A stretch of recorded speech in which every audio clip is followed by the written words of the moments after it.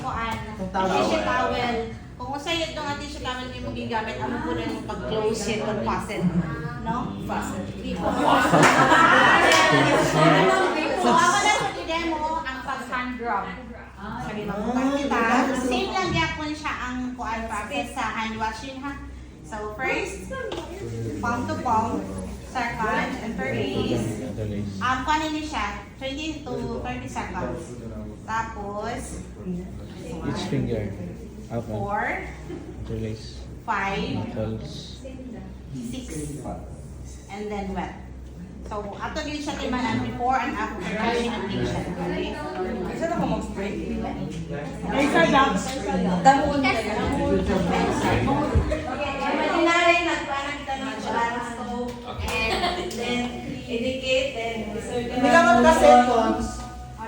Kuan lang. 40 to 60 ka. 40 to 60.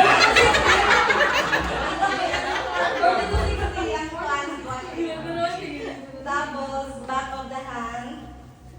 Then, interlace. Release. Ikaw ang kailangan nga higit magkuan mo. Doon. Tapos, sa Each finger, ay, atam. finger lang. Knuckles. Then, sa fingernail. Tapos, sa thumb. Insert names. Or No? Circular motion. Then, magpan ka mo, mag-draw ka mo ng 6 ganun sa inyong palm.